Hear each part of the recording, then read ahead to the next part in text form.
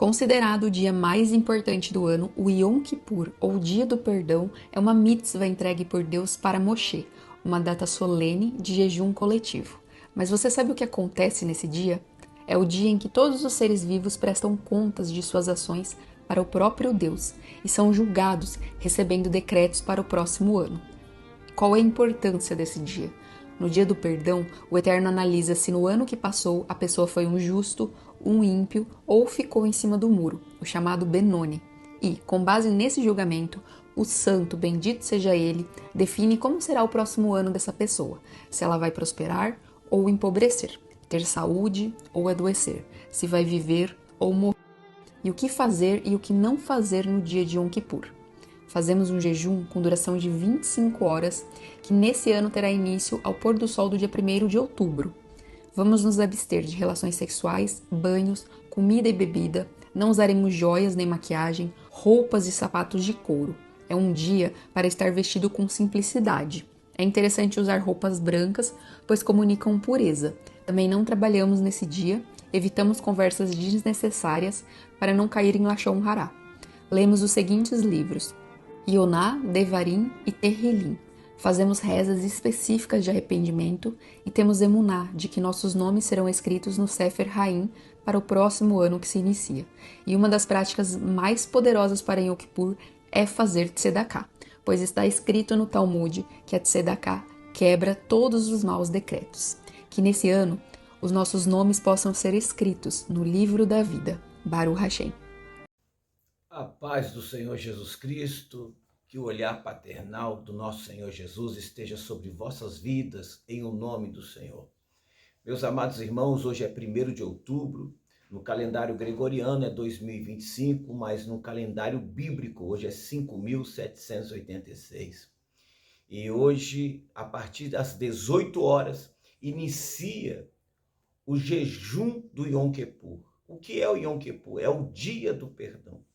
É onde os livros estão abertos e é o dia que a gente busca a Deus. A gente começa a clamar, a se policiar e fazer uma check-up, uma autoanálise, um autoexame de nossas vidas. O que nós fizemos durante um ano, o que deixamos de fazer, o que era para ser feito e a gente não fez, fomos omissos, e o que não era para ser feito e a gente terminou fazendo e se tornou um pecado.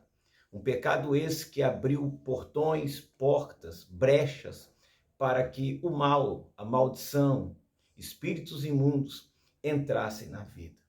E hoje, às 18 horas, começa o momento final, porque no dia 22 de setembro desse ano, iniciou o Rosh Hashanah, que é o ano novo bíblico, que não é o ano novo civil, não é a Páscoa, mas é o ano novo da criação, cabeça do ano, aonde Deus criou Adão. E o Yom Kippur, segundo a tradição dos sábios do Antigo Testamento, da Antiga Aliança, foi aonde que Adão foi perdoado. Adão e Eva, o homem e a mulher, foi perdoado. E o interessante é que na Bíblia Sagrada, lógico, existe alguns jejuns, mas o jejum que Deus deu ordem e disse que é perpétuo, perpétuo quer dizer para sempre, é o jejum do Yom Kippur, é o dia do perdão. Assim como você comemora o dia das mães, o dia dos pais, o dia das crianças, o dia dos indígenas, e assim por diante, existe o dia do perdão. Esse dia nós estamos... É um dia que tudo é potencializado. Tudo é potencializado. E é onde paramos para refletir o sacrifício que Jesus fez na cruz do Calvário, para nos libertar, para nos dar vida eterna, a chance que nos foi dada através do sangue remidor de Jesus Cristo, do sangue que resgata, que dá vida, que transforma, que liberta. O sangue de Jesus, ele tem o poder para nos libertar do pecado e para nos perdoar do pecado. Então, o que Jesus fez na cruz, uma vez, é para sempre. O sangue que foi derramado na cruz, uma vez, é para sempre. Mas o Yom Kippur, ele trata sobre o que Jesus fez desde a fundação do mundo, o cordeiro que foi morto, desde a fundação do mundo. Como diz a palavra no livro do Evangelho de João, Deus amou o mundo de tal maneira que deu seu Filho unigênito, para que todo aquele que nele crê não pereça, mas tenha a vida eterna. Mas hoje, o que está sendo tratado são os livros que estão abertos no mundo espiritual. E não se trata de salvação eterna somente, mas se trata também a respeito do que nós fizemos durante um ano, o que foi feito. E aquilo que o homem plantar, aquilo que o homem semear, ele vai colher. Mas tem como reverter esse quadro, tem como anular essa sentença. Como, Bispo Hélio? Você vai se arrepender, buscar no dia do perdão, em oração, em clamor, no coração quebrantado, arrependido, pedindo ao Deus Todo-Poderoso, no nome de Jesus Cristo, o arrependimento, em o nome de Jesus. Porque existem vários tipos, vários graus de pecado. E o que acontece? Existem pecados que impedem de você ser feliz na sua vida terrena, que impede, que te amarra com correntes espirituais na sua vida terrena, que existem pecados que trazem maldições, como eu já disse, abrem portas, portais de maldições para a sua vida terrena, por causa do fruto do pecado. Nem tudo são demônios, nem tudo é arreio, é isso, fizeram macumba, fizeram aquilo, olho grande, mal olhado, mas existem coisas que nós procuramos com as nossas próprias mãos, que a pessoa vai buscar com as suas próprias mãos. Porque no universo espiritual, que reflete aqui na Terra, que é assim na Terra como nos céus, assim na Terra como no mundo espiritual, a lei da responsabilidade. A lei da responsabilidade é muito séria, porque você é responsável por aquilo que você faz. Existem coisas que Deus não pode fazer, porque é para você fazer em o nome de Jesus. Então, a lei da responsabilidade, ela é fatal, ela é seríssima, e ela vem através do livre-arbítrio, da livre escolha, Então, dentro da lei da responsabilidade, você faz as suas escolhas. Uma pessoa pega uma moto e de forma irresponsável, em cima deste veículo, ele anda acima da quilometragem, acima da lei do Código de Trânsito. Ele assume a responsabilidade, sofre um acidente, vem ficar paraplégico ou termina morrendo. Aí os outros ficam, foi a vontade de Deus, foi o querer de Deus. Não, foi a lei da responsabilidade. A pessoa decidiu assumir o risco.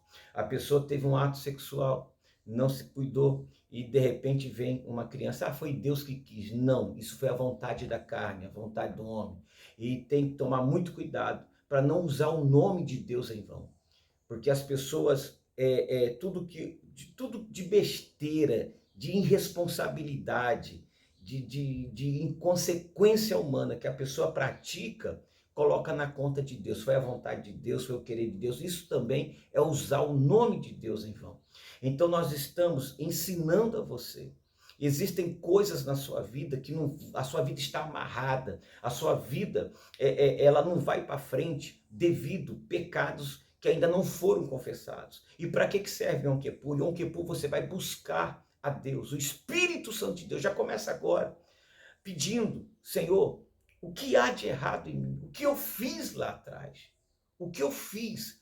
Ah, bispo, mas eu aceitei a Jesus, meu amigo. Quando você aceita Jesus, automaticamente o seu nome é escrito no livro da vida. A palavra do Senhor diz que sobre as suas pisaduras fomos sarados. Então, por que ainda usamos óculos? Porque ainda tem crente pegando gripe, resfriado, morrendo de Covid, de câncer. Porque Jesus venceu a morte, mas por que tem crente morrendo? Isso tem uma explicação, claro que tem. Mas também depois eu vou explicar sobre esse assunto aí, tá ok? Vou fazer um vídeo sobre isso. Mas existe a maldição. A maldição existe. A maldição familiar, a herança familiar, a maldição hereditária, ela existe. Mas Jesus morrendo na cruz, dando a sua vida por nós, quando você aceita Jesus, automaticamente o seu nome é escrito no livro da vida. Agora, quebra de herança, confissão de pecado, isso não é automático. Tem que verbalizar, tem que ir até Jesus. Você precisa aprender a palavra, ser instruído dentro da palavra, que é o nosso manual. Assim como você compra um eletrodoméstico, você compra um carro, vem um manual. A Bíblia é o nosso manual de fabricação. A Bíblia é a nossa bússola. A Bíblia, a palavra de Deus, é o nosso guia. Então você precisa aprender, se alimentar, conhecereis a verdade e a verdade vos libertará. Então entenda, uma coisa acontece automaticamente, mas a outra você precisa verbalizar, você precisa fazer a sua parte, porque tem coisa que Deus não vai fazer por você, tem coisa que é você que tem que fazer. É o quê? É se arrepender dos seus maus caminhos, é buscar a presença de Deus. Realmente, quando aceita Jesus, é, começa tudo, a conta vai sendo zerada, mas para ela oficializar, é preciso de você conhecer a verdade, a palavra. Então tem muitos crentes, muitos evangélicos salvos. Se Jesus vier agora arrebatar a igreja, essa pessoa vai para o céu. Mas a vida terrena dela, como diz João, capítulo 10, versículo 10, o ladrão veio para matar, roubar e destruir. Mas eu vim para que tenha vida, vida com abundância. Esse versículo não é para os moradores da Nova Jerusalém celestial. Esse versículo é para nós ainda que estamos aqui na terra. Não é para nós que vamos morar. Não é esse versículo bíblico, não é quando chegar lá em cima. É aqui. Cadê a vida com abundância? A vida com abundância, eu não estou falando de ostentação, de chegar e... não é isso. Mas a vida com abundância é o quê? Quantos pregadores que têm dupla personalidade, cantores que ainda não estão libertos, dupla personalidade. Por quê? Porque ainda tem conta para acertar. Estão ainda em cativeiros espirituais, estão presos em cativeiro. Quantas missionárias, quantos pastores que prega, revela, profetiza e canta, louva, seja lá o que for, mas o marido está em adultério, está na cachaça, está no vício, o filho está preso no presídio, a filha está passando de mão em mão, desculpa a expressão, fulanizando aqui o português. Então, o que acontece? Por que isso? Se uma mulher tão cheia do Espírito Santo, se aquele homem... É porque Deus não deixa nada impune. Ele é o justo juiz. E Jesus é o advogado. Oh, glória, Jesus é o advogado. O Espírito Santo é a nossa testemunha. Mas tem uma coisa brava aí. Satanás e seus demônios e anjos caídos são os promotores de acusação. E quando eles têm nas mãos razoados de documentos comprovando o que você fez, documentos contra você, provas contra você, provas concludentes contra você. Quem é o acusador das nossas almas? Quem é o acusador em Apocalipse 12 que nos acusa de dia e de noite, noite e dia? É Satã, seus demônios, seus anjos caídos.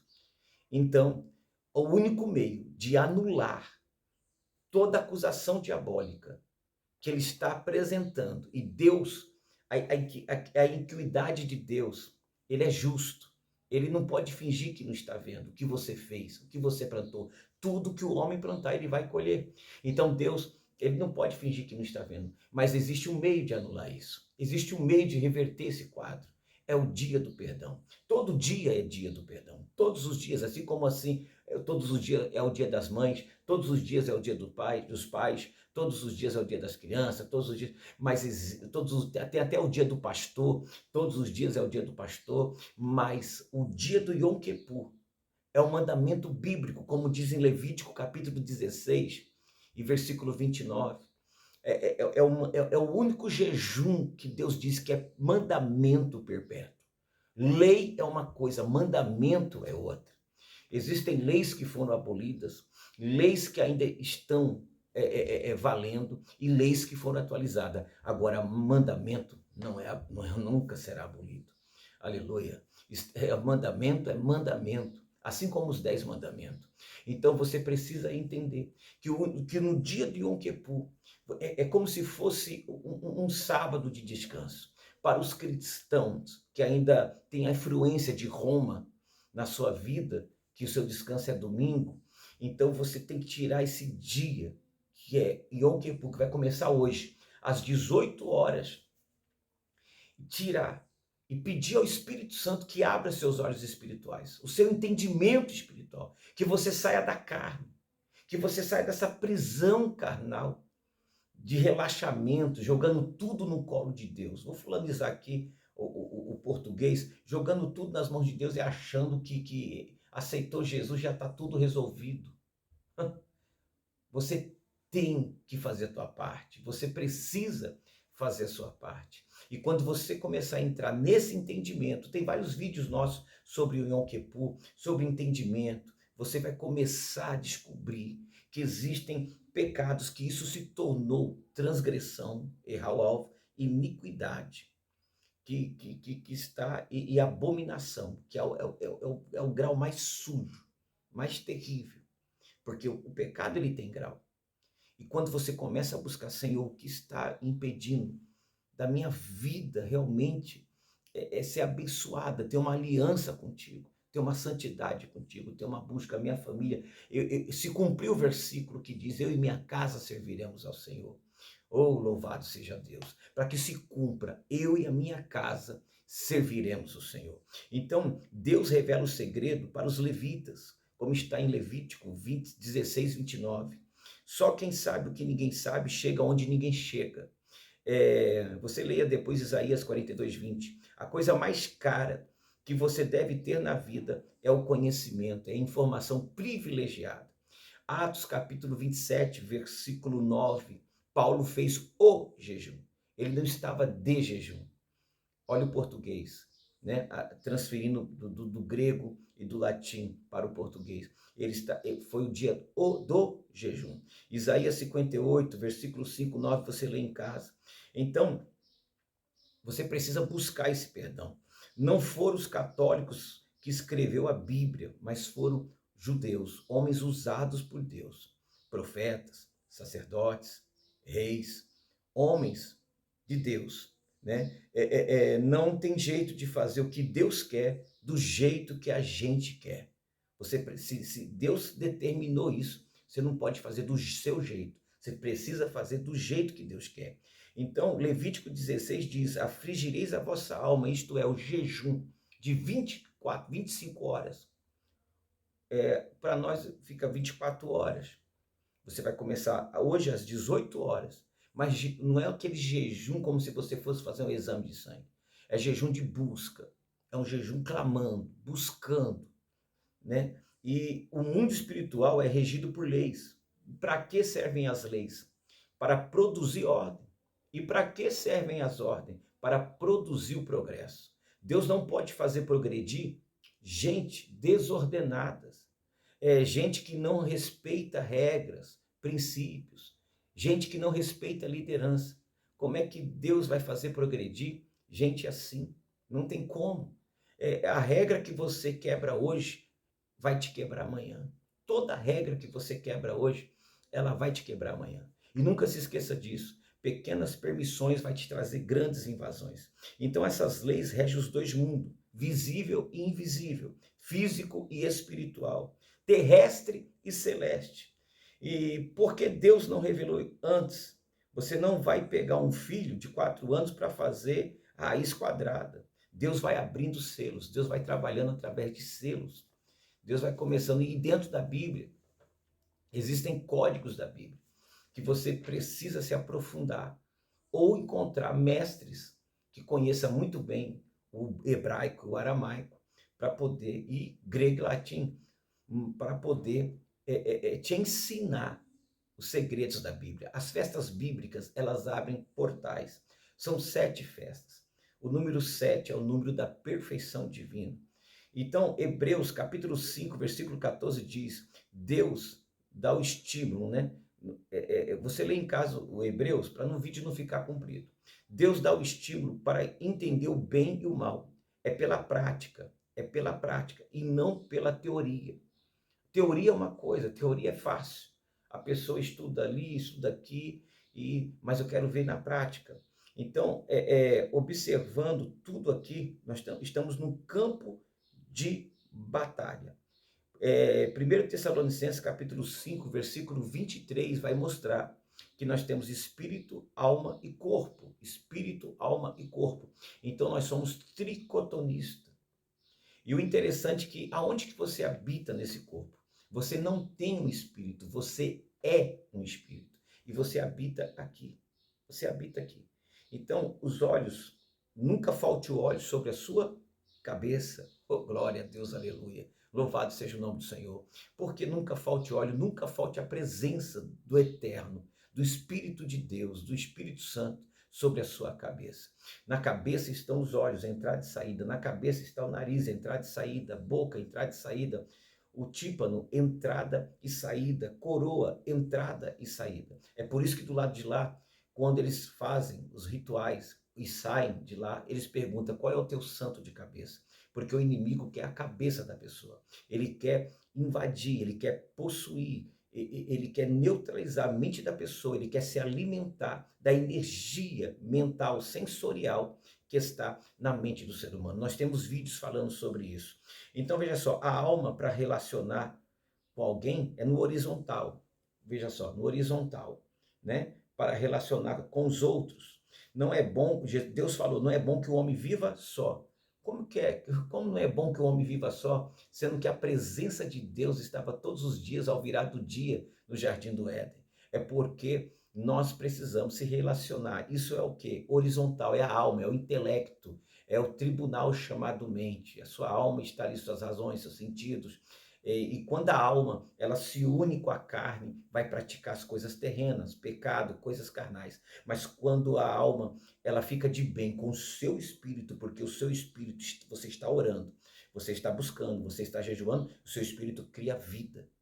O seu espírito fora de Deus. Quando você deixa de orar, quando você não ora mais, não jejua mais, não lê palavra, está relaxado, não busca mais, seu espírito está morrendo. É como tirar um peixe fora d'água. É como tirar uma planta da terra.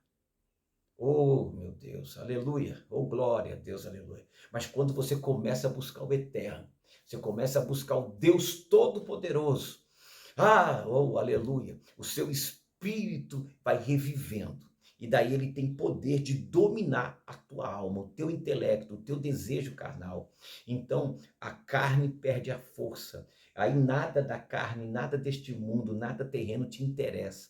Você começa agora só a olhar para o alto, querer as coisas espirituais, falar do que é espiritual, falar o evangelho, ganhar almas, aquele desejo. Nada te abala, porque o teu espírito está com vida. E por quê? Você está buscando a essência, você está buscando a presença, a unção do Espírito Santo. Nunca falte o óleo sobre a sua cabeça. Então, a alma, para relacionar no horizontal, para relacionar um com os outros, não é bom que o homem viva só. Para isso fala com viver com o outro, né? É o campo de batalha. A mente é o campo de batalha. O campo de batalha da mente.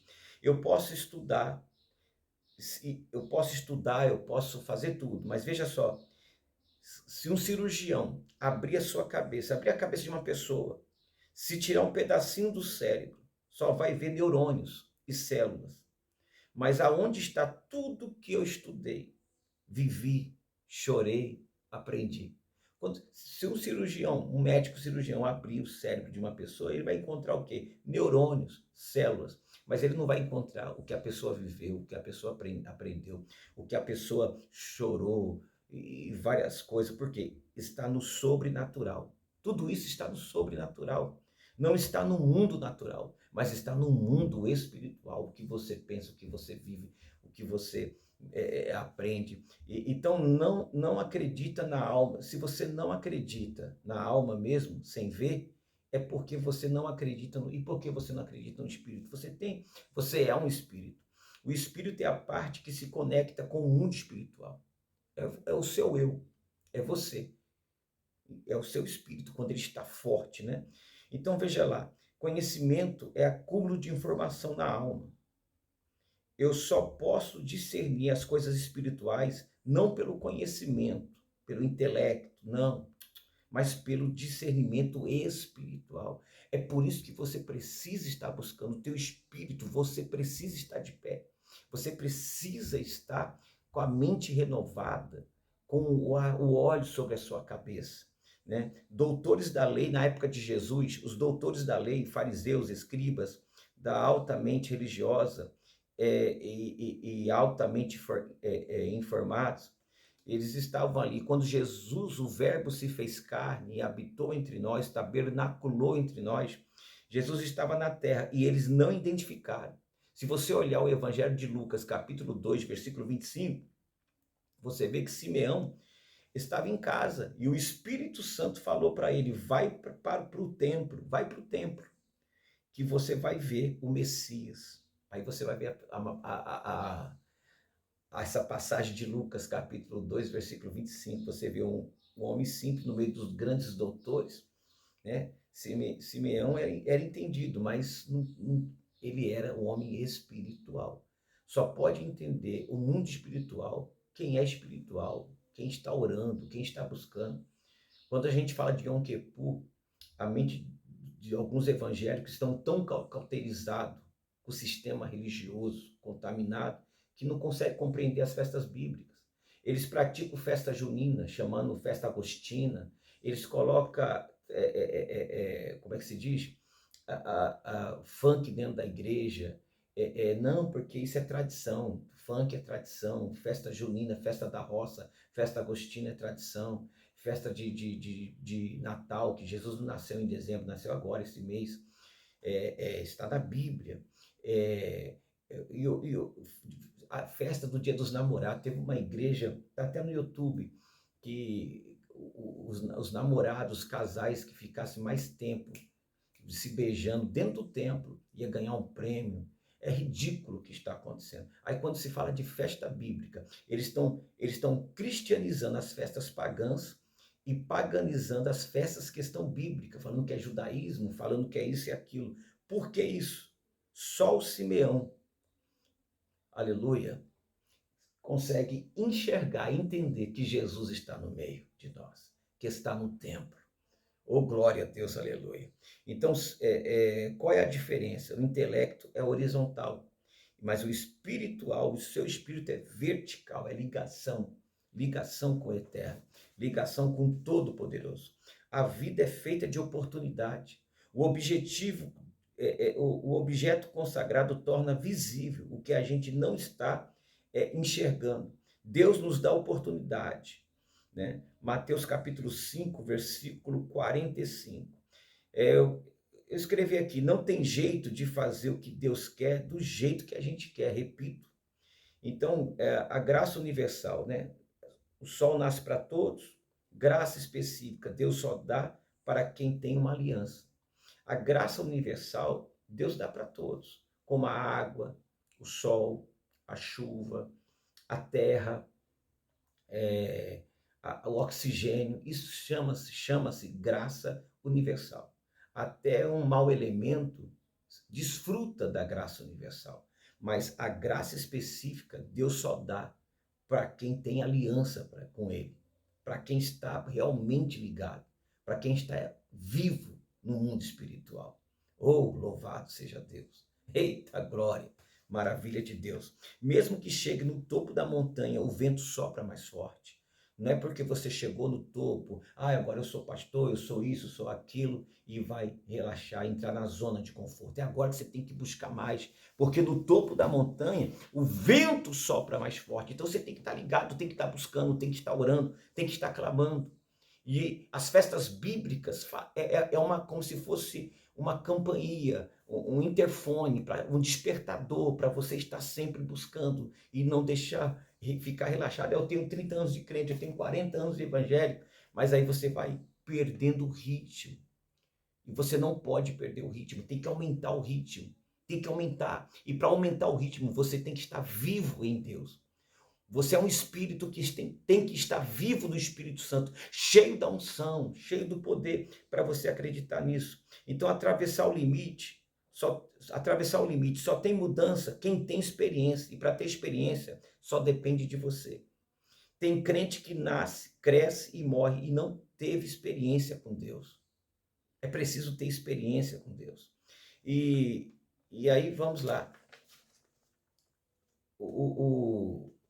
Nós observamos que hoje às 18 horas, repito, começa o Yom Kippur. Deixa eu guardar aqui. Começa o Yom Kippur.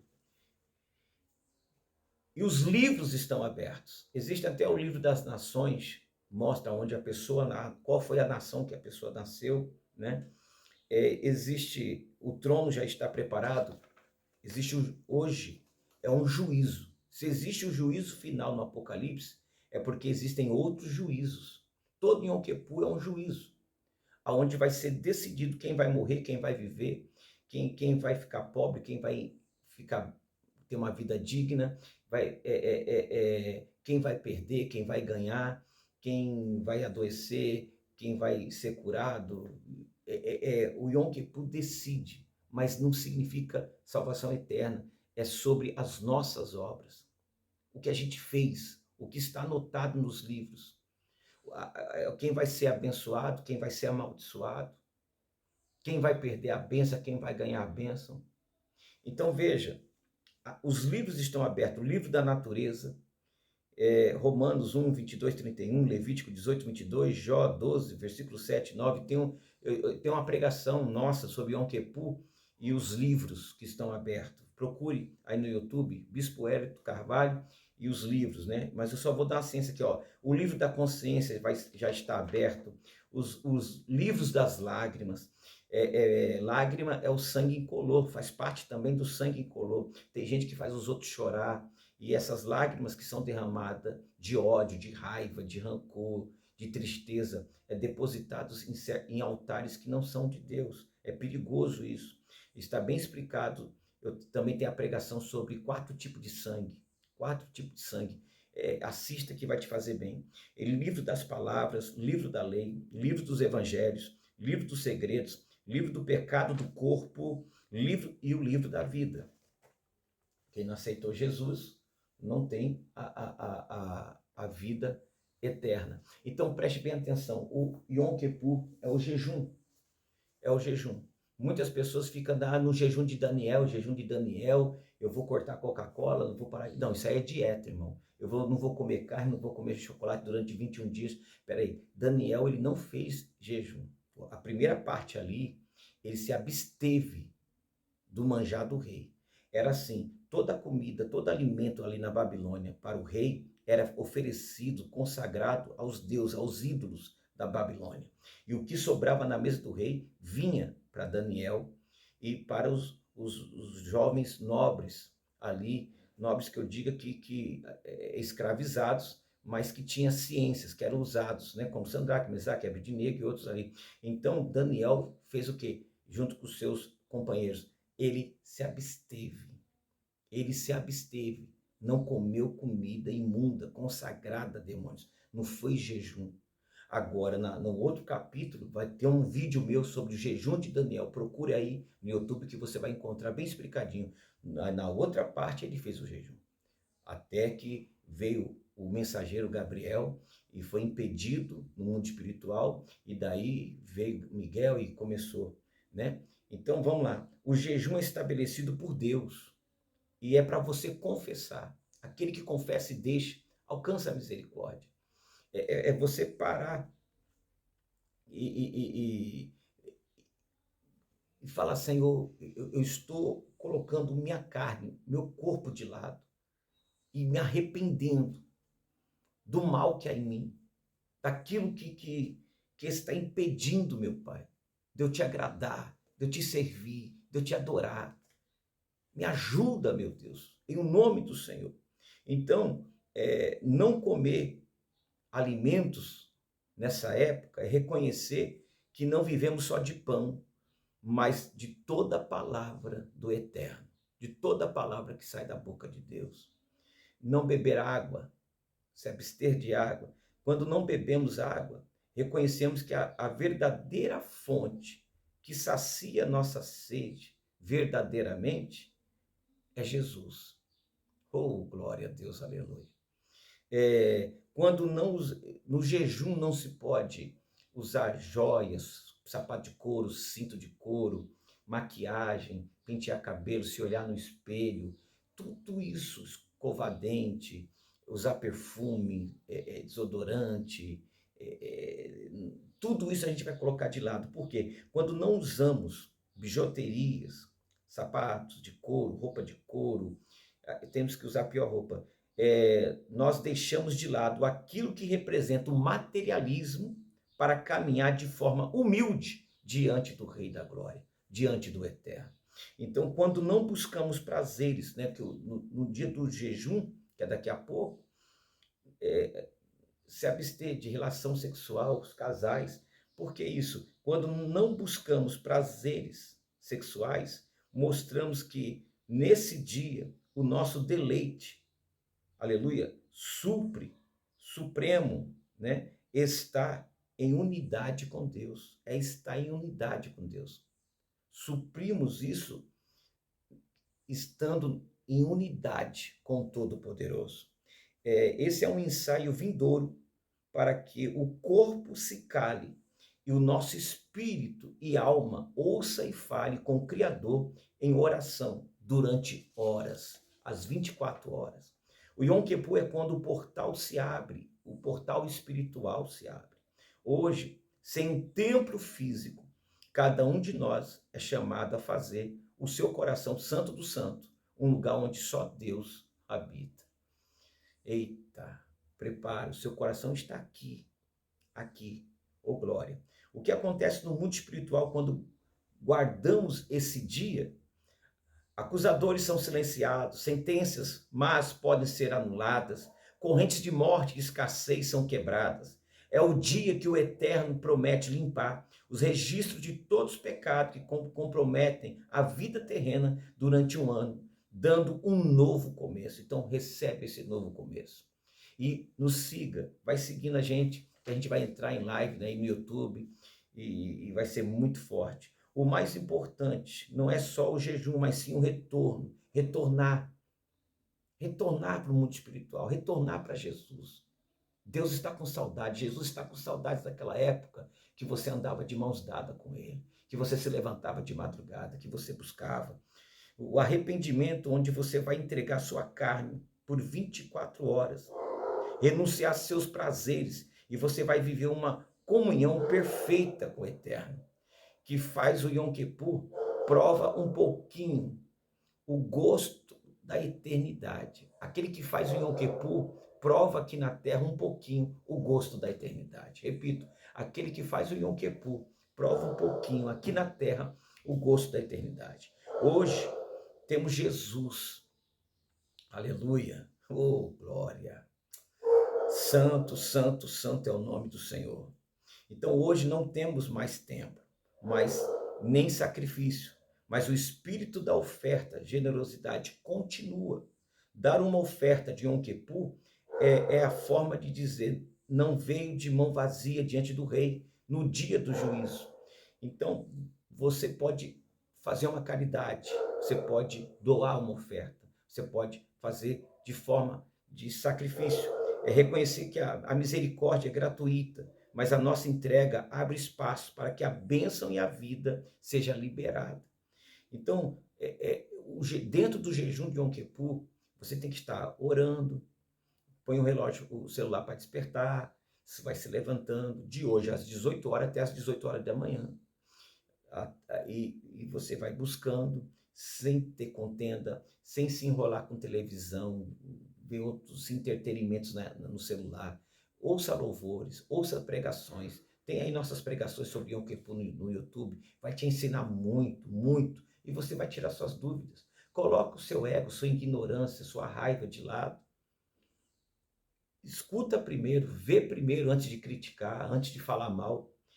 Quando alguém entrega uma oferta de Yom Kippur, está resgatando em nome do Senhor Jesus a si mesmo do decreto de morte, de dificuldade, transferindo esse peso para algo material e que a alma fique livre, fique livre. É um ato profético de entrega. Ela coloca no mundo físico o que pediu no mundo espiritual. E a vida, olha só, Ela coloca no mundo físico o que pediu no mundo espiritual: vida, perdão, bênção ou um novo começo. Faça isso de coração, em o nome de Jesus.